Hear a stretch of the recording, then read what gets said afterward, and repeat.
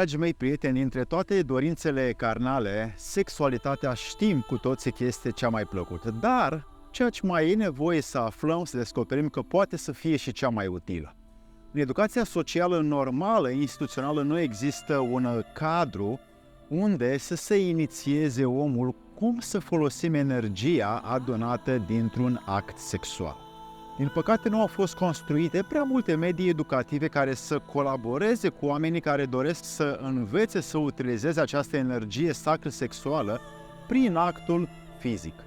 Ce știm este că este plăcută și observăm că toate simțurile noastre interne se unesc în acele momente de parcă ar fi ultima oră petrecută pe această planetă. I'm loving this. Și astfel realizăm cu mare ușurință că sexualitatea de fapt este un fel de act al morții clipelor neînsemnate de viață și cumva readuce așa cu o mare trăire sau reînvie forța vitală, energia vitală, energia sacră care animă această carne pentru aproximativ 100-120 de ani de viață. I have to learn sometime. To truly love someone.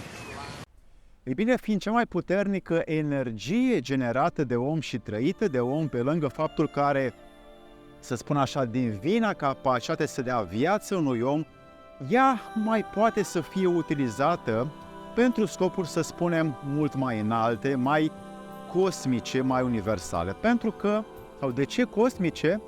Pentru că însăși toată legea creației se manifestă prin expansiune și are forța naturii ca bază a multiplicării sale.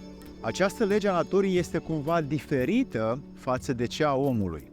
Omul de obicei o face pentru propria sa plăcere sau necesitate carnală, iar natura o face pentru răspândire, pentru expansiune, pentru reproducerea și mai ales perpetuarea ei, pentru a susține acest imens ecosistem din care ea însăși face parte.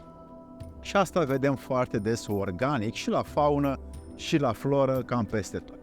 Ei bine, în masterclass-ul pe care îl facem sub acest video, îl găsești, vei descoperi aceste tainice practici și mai ales înțelegerea acestui imens instrument capabil de energie cosmică și de un entuziasm imens care se numește apropierea om cu om în trup și în suflet pentru a deveni o singură carne. Different, but same. It is my divine power.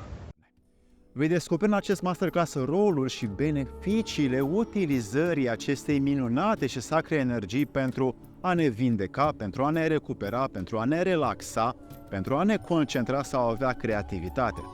Vei descoperi de asemenea deschiderea, cum se face, cum e nevoie să acceptăm aceste etape de inițiere și cum le practicăm și după aia o să aducem și câteva practici tantrice care pot deschide curajul de a ne trăi cu mai mult folos această parte sacră a actului sexual.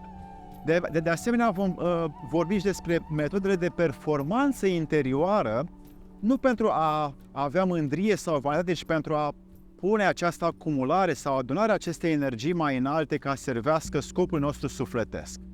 În final vom aduce și pilde, povești, alegorii și metafore oamenilor care au făcut din sexualitate un act sacru de devoțiune și de ofrandă prin energia creată ca să se susțină în trup și în suflet pentru divinitate și pentru marea natură înconjurătoare. Maurice, you have finally learned to love yourself. Dacă dai click sub acest video, vei intra în masterclass și acolo o să descoperi aceste lucruri. Să-ți fie de bine! I've discovered that I love you.